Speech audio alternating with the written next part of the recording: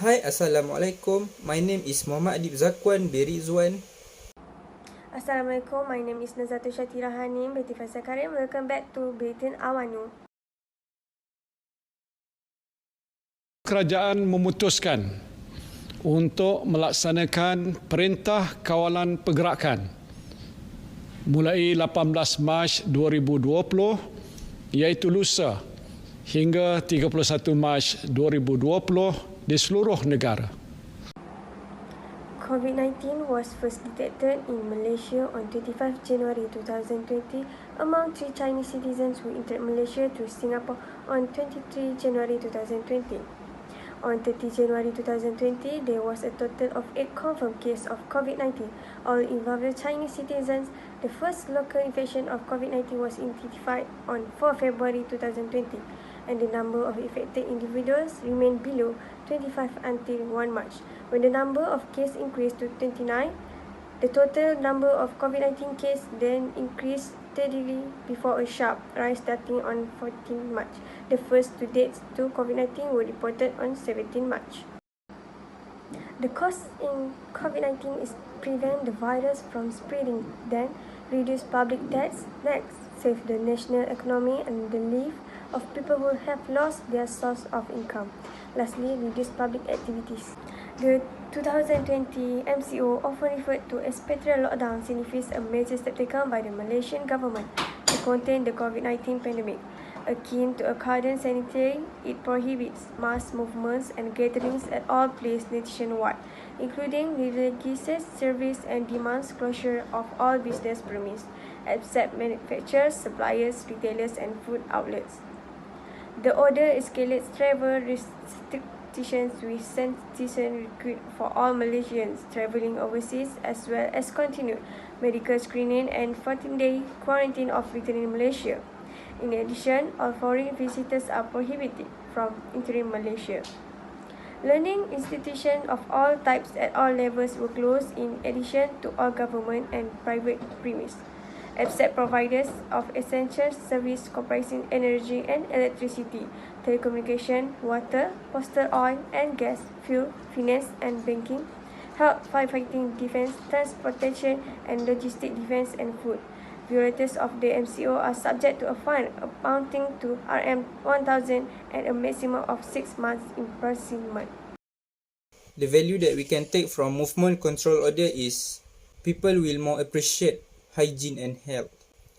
All mass media display the importance of maintaining personal and family hygiene with various hand washes, face covers and so on.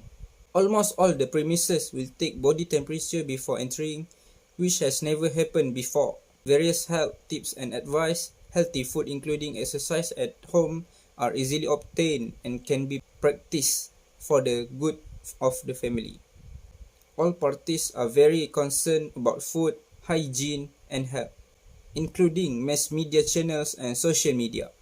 People will get used to the new norms in life, which is prevent COVID-19 by educating families as well as communities of new norms life. Practice the behavior of avoid self, family and community from COVID-19 infection. Comply with the SOPs for the operation of the country's key sectors and others government directives. Monitor your health status and family. Seek immediate treatment if present symptoms. Perform a body temperature filter and symptoms before entering the place work, educational institutions, care centers like an old people house. Next, people can maximize online learning. Previously, we were only exposed to learning in classroom, seminar rooms and so on. During this MCO, use the time available to study online. Online learning through YouTube, Facebook and Telegram is very much in demand nowadays. Choose only the one that suits your needs and interests. Who knows, after this we can reliable virtual traders, smarter students or individuals who have increased their knowledge.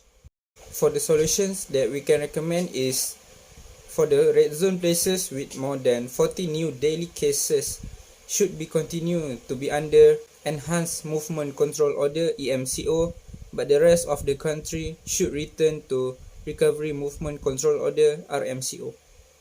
Perhaps these acronyms could be replaced with number codes in order to avoid the misconception. The continued detection of localized outbreak clusters should continue. However, since the COVID-19 infection survival rate is 99.9% for healthy people under 70 to achieve an optimal balance between health, social well-being, and the economy, the emphasis should be on focused protection and targeted approach for those at risk while allowing the less vulnerable to work and go to school. Young and healthy adults and children above the age of 12 should be allowed to go back to school and work.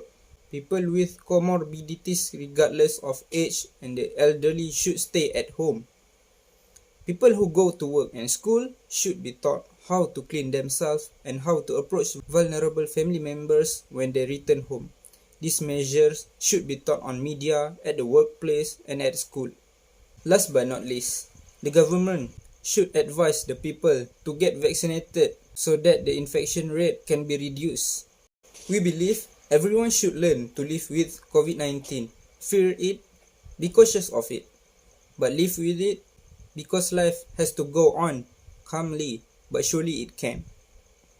To all the frontliners, especially those in the health sector, we would like you to know that Malaysian citizens fully appreciate your contribution and sacrifice, that you have gone beyond the call of duty to serve the nation despite all the difficult challenges.